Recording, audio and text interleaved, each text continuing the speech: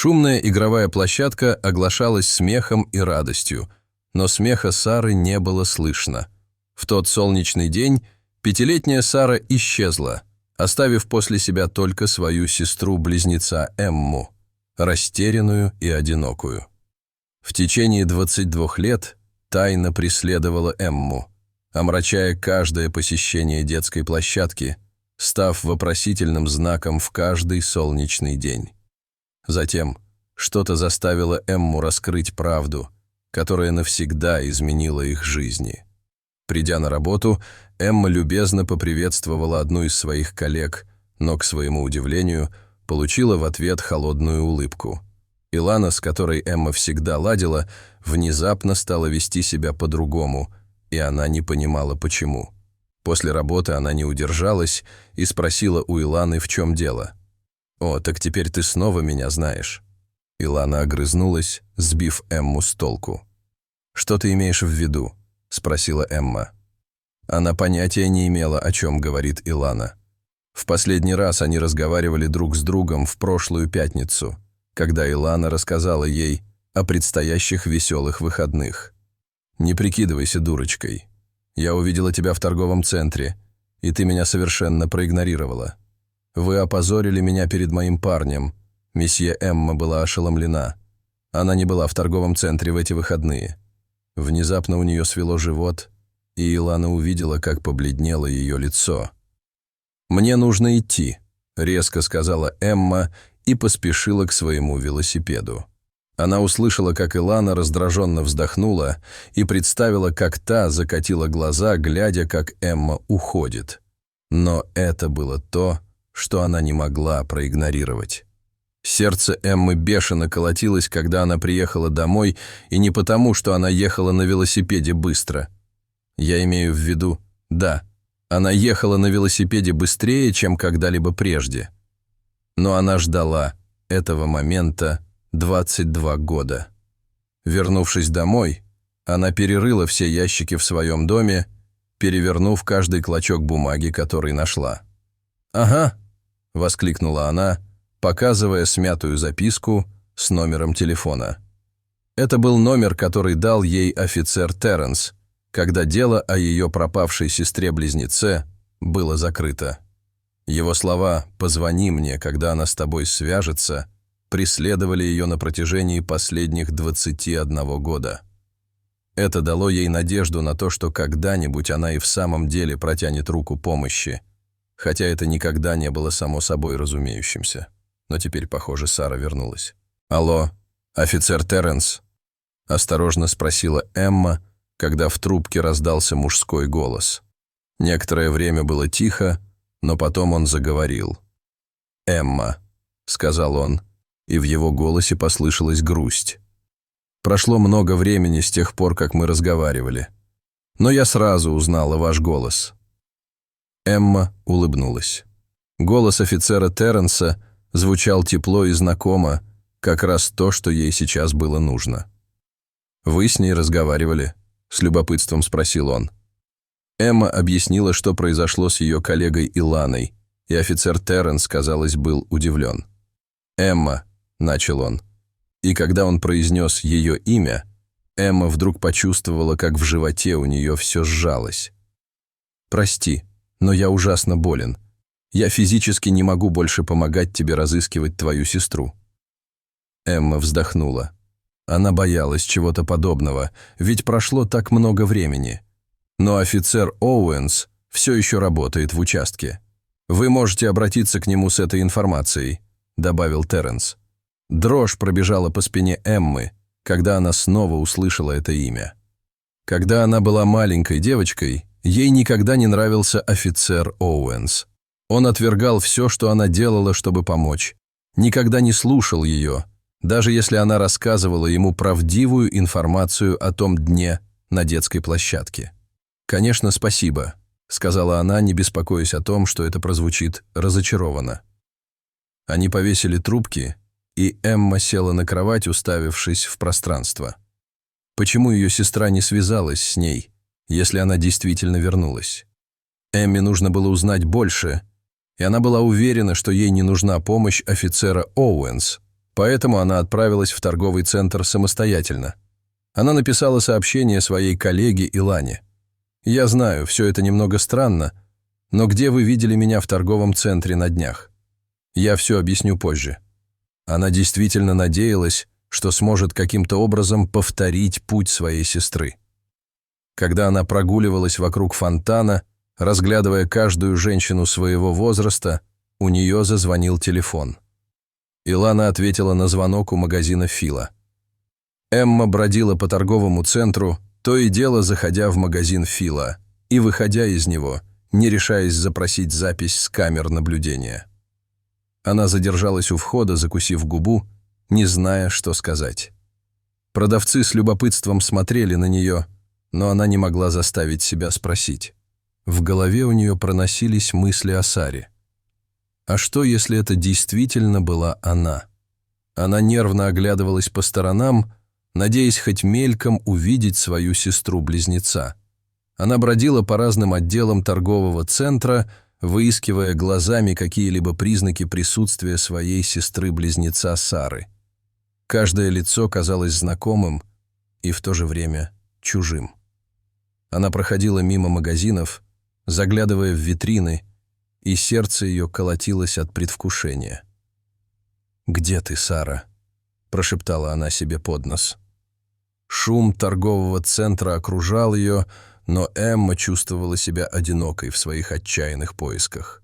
После бесплодных поисков Эмма решила уйти, чувствуя себя обескураженной отсутствием зацепок. Когда она направилась к выходу, ее шаги стали тяжелее, а разум затуманился сомнениями. «Возможно, это было просто совпадение», — подумала она, глубоко вздохнув. Она оглянулась в последний раз, надеясь на чудо, но не увидела ничего необычного.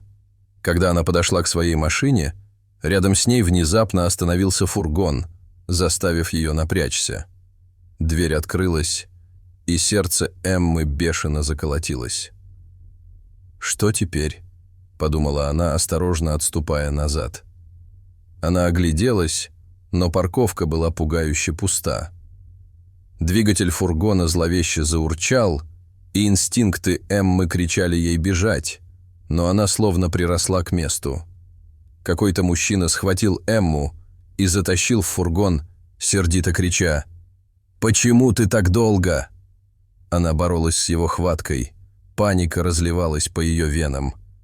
«Отпусти меня!» — она закричала, но его хватка была крепкой. Дверь фургона захлопнулась за ними, погрузив ее в темноту. Мысли Эммы метались, страх охватил ее, когда фургон умчался прочь. Пожилой разгневанный мужчина позвонил Эмме Саре и потребовал объяснить, почему ее так долго нет. «Мы ждем уже несколько часов», — прорычал он, свирепо глядя на нее. Мысли Эммы метались. «Они думают, что я Сара», — поняла она, и сердце ее бешено заколотилось. Она опустила глаза, надеясь, что он не заметит ее замешательства. «Отвечай мне», — рявкнул мужчина. Но Эмма молчала. От страха у нее перехватило горло. Поняв, что они приняли ее за близнеца, Эмма промолчала, надеясь, что они не узнают правду. Она слегка кивнула, стараясь не смотреть ему в глаза. «Где посылка?» — спросил мужчина. Пульс Эммы участился, но она заставила себя сохранять спокойствие. «Может быть, я смогу с этим разобраться», — подумала она, молясь, чтобы они не поняли, что она делает. Когда фургон умчался, Эмма заметила Сару, которая стояла снаружи с широко раскрытыми от шока глазами. Ее сердце пропустило удар. «Сара!» — хотела закричать она, но прикусила язык.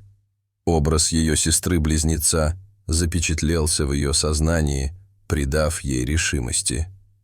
«Она жива», — подумала Эмма, и на глаза у нее навернулись слезы. Но фургон продолжал движение, и фигура Сары быстро исчезла из виду. Ошеломленное выражение лица Сары заставило сердце Эммы сжаться, когда фургон увозил ее все дальше. Реальность ситуации сильно поразила ее. Это происходит на самом деле. подумала она, сдерживая слезы. Мужчины в фургоне были поглощены своим разговором, давая ей время собраться с мыслями. Она знала, что должна оставаться сильной ради себя и Сары. Эмма старалась сохранять спокойствие, понимая, какой опасности она подвергается, если они узнают, кто она такая.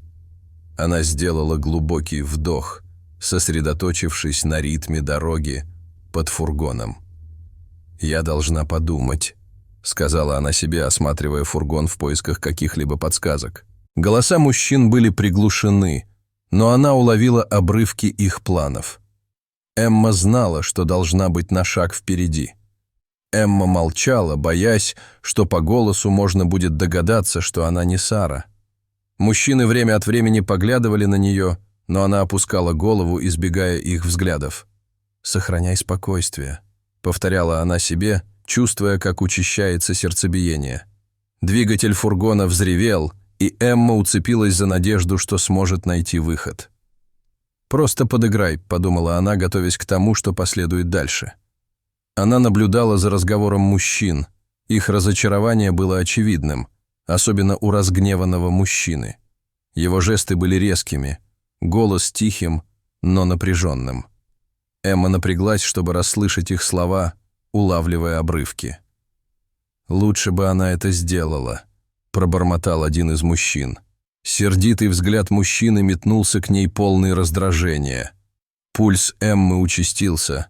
Она знала, что должна быть начеку и узнать как можно больше.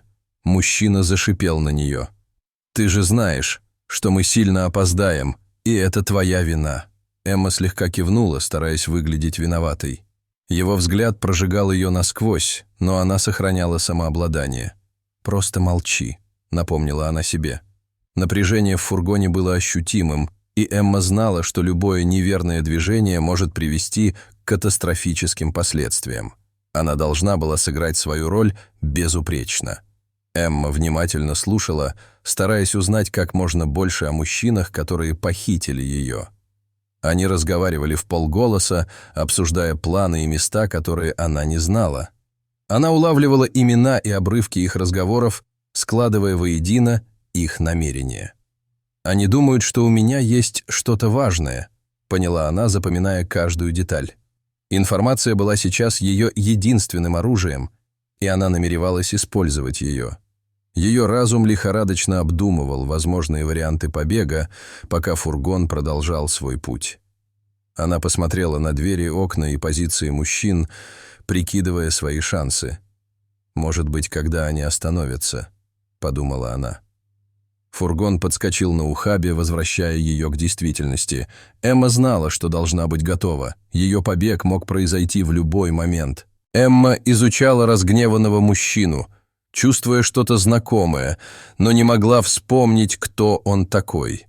Его резкие черты и напряженный взгляд что-то пробудили в ее памяти. «Я его знаю», — подумала она, пытаясь вспомнить.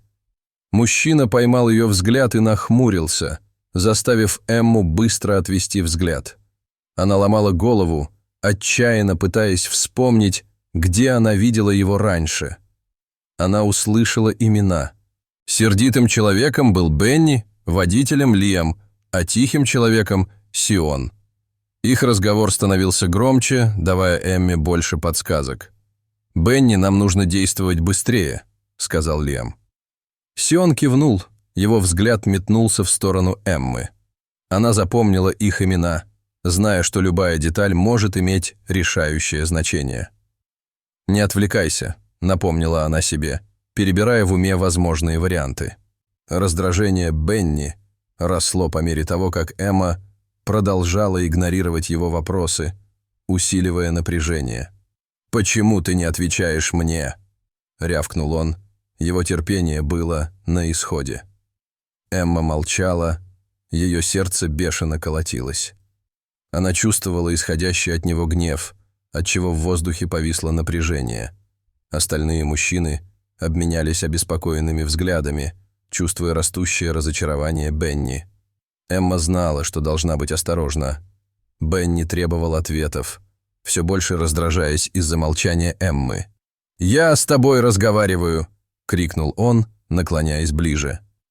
Эмма отпрянула, пытаясь сохранить внешнее спокойствие. «Думай, Эмма, думай!» — уговаривала она себя, ища способ разрядить ситуацию. В тесном пространстве фургона все казалось еще более напряженным, и она видела гнев в глазах Бенни. Ее молчание приводило его в бешенство. Эмма мысленно помолилась, чтобы Сара уже обратилась в полицию с подробностями похищения. «Пожалуйста, Сара, сделай что-нибудь», — в отчаянии подумала она. В ушах у нее стоял ровный гул фургона и резкие мужские голоса. Она не поднимала головы, надеясь, что помощь уже в пути. «Мне нужно оставаться сильной», — напомнила она себе. Ее сердце бешено колотилось от тревоги и надежды. Выражение лица Бенни внезапно сменилось шоком, когда он спросил: «Ты ведь не Сара, не так ли?» Его глаза расширились, и он отступил на шаг, изучая ее лицо более внимательно. У Эммы перехватило дыхание. Что теперь? Она задумалась, стараясь сохранить нейтральное выражение лица. В фургоне, казалось, стало тише. Напряжение росло по мере того, как слова Бенни повисали в воздухе. Сердце Эммы бешено заколотилось, когда она поняла, что Бенни, возможно, догадался о правде. В голове у нее проносились возможные варианты ответа, но она не могла подобрать слов. Пронзительный взгляд Бенни заставил ее почувствовать себя беззащитной. «Сохраняй спокойствие», — сказала она себе, но скрыть свой страх было трудно. Другие мужчины заметили перемену в поведении Бенни, и их любопытство сменилось беспокойством. Она лихорадочно искала выход, но Сион заблокировал дверь фургона, и они выехали на шоссе. Паника охватила ее, когда она оценила свои ограниченные возможности. «Теперь спасения нет», — подумала она с замиранием сердца. Скорость фургона делала любую попытку скрыться еще более опасной. Эмма почувствовалась...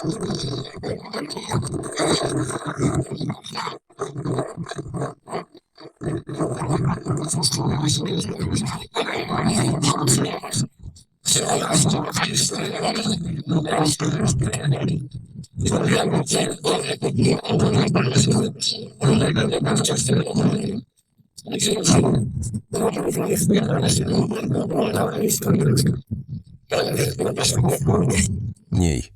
Их лица были напряжены в ожидании. Эмма собралась с духом, зная, что эта стычка неизбежна. Страх Эммы был очевиден, но выражение лица Бенни было трудно прочесть. Он казался испуганным. Его взгляд метался между ней и другими мужчинами. На его лице отразилась неуверенность. Что происходит? Эмма задумалась. Ее сердце бешено колотилось. Напряжение Бенни было ощутимым, усиливая ее тревогу. Она видела, что он так же растерян, как и она, и эта неуверенность пугала. Бенни придвинулся ближе, нежно заправил волосы Эмме за ухо и спросил: «Эмма?» Теперь его тон был мягче, почти умоляющий. Эмма вздрогнула от его прикосновения, ее разум помутился. «Почему он такой нежный?» — подумала она, пытаясь понять причину его внезапной перемены. Бенни посмотрел ей в глаза, ища что-то знакомое. Сердце Эммы бешено колотилось, страх смешивался с замешательством. Эмоциональное состояние Бенни вызывало у Эммы беспокойство. Она не была уверена в его намерениях. На его лице отражались то гнев, то печаль, создавая непредсказуемую атмосферу. Почему он такой эмоциональный? Эмма недоумевала, и ее беспокойство росло. Переменчивое настроение Бенни не давало ей покоя. Она не знала, что он может сделать дальше. Напряжение в фургоне было невыносимым, и Эмма чувствовала себя захваченной вихрем эмоций. Напряжение в фургоне росло, а Эмма молчала, не зная, что делать дальше. Разочарование Бенни было ощутимым, он сверлил ее взглядом. Остальные мужчины обменялись нервными взглядами, чувствуя, что ситуация накаляется. Эмма чувствовала, что напряжение растет, а вариантов у нее остается все меньше. «Думай быстрее», — сказала она себе, но в голове было пусто. Воздух был насыщен ожиданием, каждая секунда растягивалась в вечность. Бенни внезапно закричал на Лиама, что им нужно как можно скорее разворачиваться. «У нас нет времени», — рявкнул он срывающимся голосом.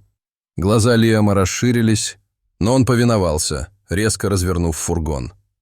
Эмма вцепилась в сиденье, пытаясь удержаться на ногах. Что происходит? Она задумалась, и ее страх усилился. Фургон набрал скорость и помчался обратно тем же путем, каким они приехали. Фургон помчался обратно в город, усиливая страх Эммы за безопасность сестры. В голове у нее проносились варианты, один хуже другого. «Что, если они охотятся за Сарой?» – подумала она, и сердце ее бешено заколотилось. Настойчивость в действиях Бенни наводила на мысль о чем-то серьезном. Беспокойство Эммы за своего близнеца усилилось, ее мысли путались, пока фургон мчался по дороге. Настойчивость в действиях Бенни говорила о том, что на карту поставлено нечто большее. Он отдавал приказы Лиаму и Сиону, в его голосе слышалось отчаяние. «Мы не можем позволить им уйти!» – он закричал. В голове Эммы роились вопросы. За кем они гонятся? Что такого важного? Она задумалась.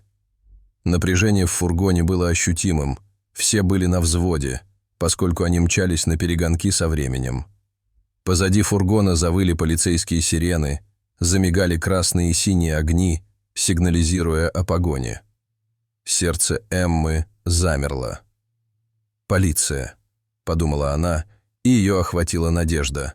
Но люди в фургоне запаниковали, их глаза расширились от страха. «Не останавливайся!» — крикнул Бенни Лиаму.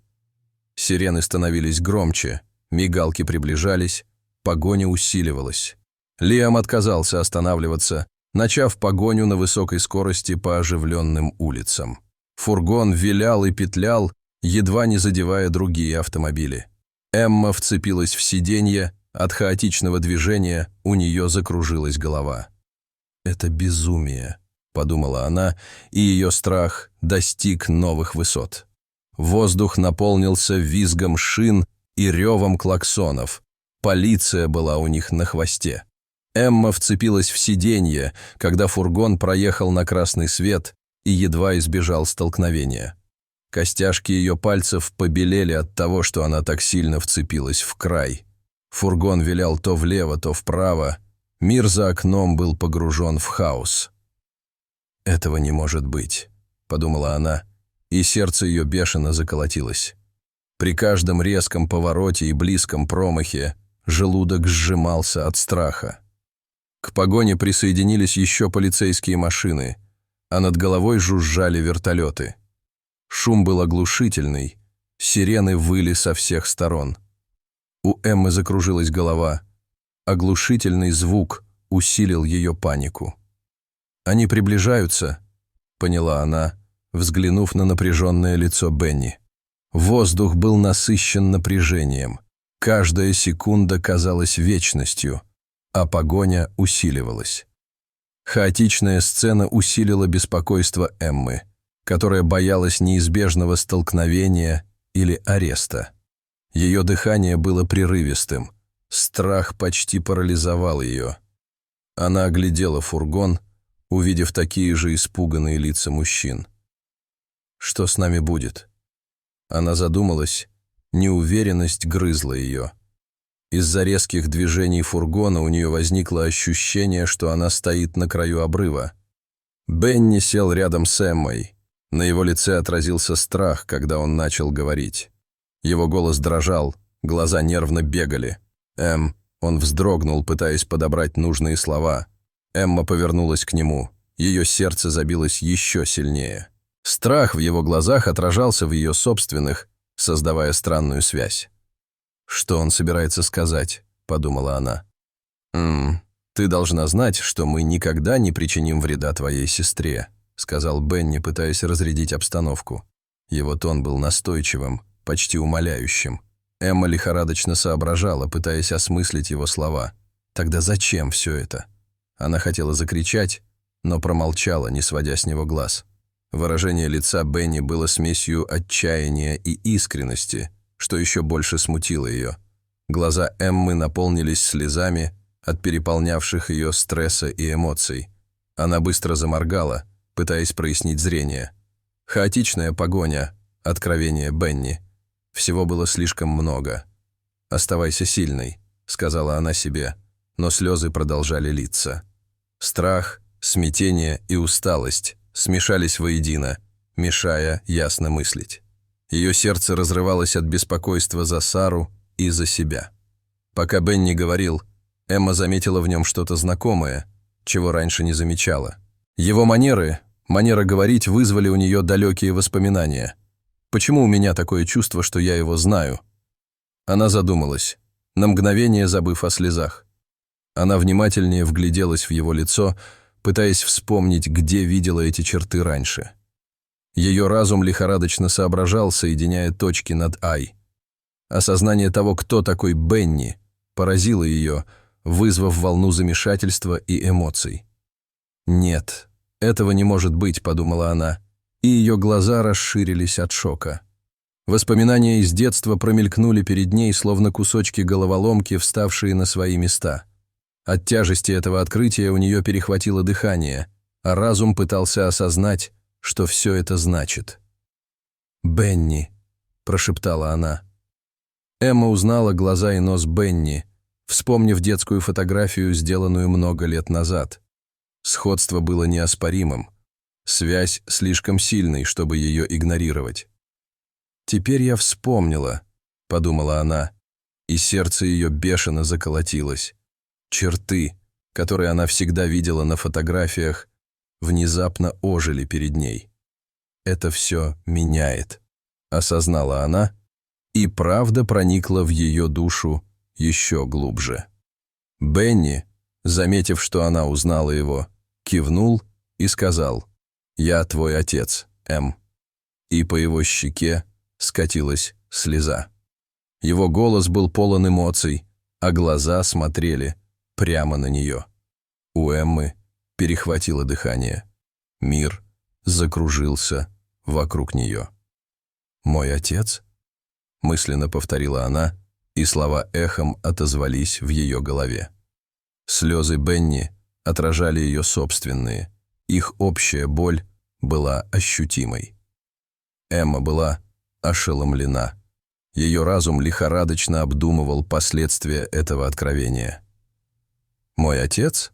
— подумала она, пытаясь осознать правду. Все, во что она верила о своей семье, внезапно оказалось под вопросом. Слезы теперь лились рекой. Ее эмоции спутались. Она посмотрела на Бенни, ища ответы в его глазах. От потрясения она потеряла дар речи. Внезапно фургон резко затормозил, пропуская Эмму и Бенни вперед. Эмма ударилась головой о переднее сиденье, что вернуло ее к реальности. «Что происходит?» – недоумевала она, сбитая с толку ударом. Воздух наполнился визгом шин и хаосом снаружи. Сердце Эммы бешено заколотилось, а резкая остановка усилила ее страх и замешательство. Полиция перекрыла улицу, и мужчины были арестованы, что положило конец погоне. Эмма увидела, как полицейские окружили фургон с оружием наготове. «Вот и все», — подумала она, испытывая облегчение и ужас одновременно. Двери распахнулись, и ее вытащили наружу. Внезапный свет ослепил ее. Погоня закончилась, но вопросы только начались. Полиция обыскала фургон и арестовала Бенни, Лиама и Сиона, а Эмму увезли в безопасное место. На мужчин надели наручники и увели. На их лицах было написано «мрачное смирение». Эмма наблюдала за происходящим, и ее эмоции бурлили. «Неужели все кончено?» – подумала она, чувствуя, как ее тело сотрясает адреналин. Офицер проводил ее к ожидавшей машине, пообещав, что теперь она в безопасности. Эмма встретилась с Сарой в полицейском участке. Обе были переполнены эмоциями. Они крепко обнялись, по их лицам текли слезы. «Я думала, что потеряла тебя навсегда», – всхлипнула Эмма. Сара прижала ее к себе. В ее глазах читалось облегчение. «Мы теперь вместе?» – прошептала Сара, и их связь стала крепче, чем когда-либо. Долгие годы разлуки растаяли в этот момент. Нравится ли вам эта трогательная и удивительная история? Если да, то мы приглашаем вас оставить нам комментарий, выражающий ваше мнение. Если вы хотите продолжать наслаждаться вдохновляющими историями, подобными этой, подпишитесь на наш канал или посмотрите другие видео, показанные внизу экрана. Спасибо за просмотр.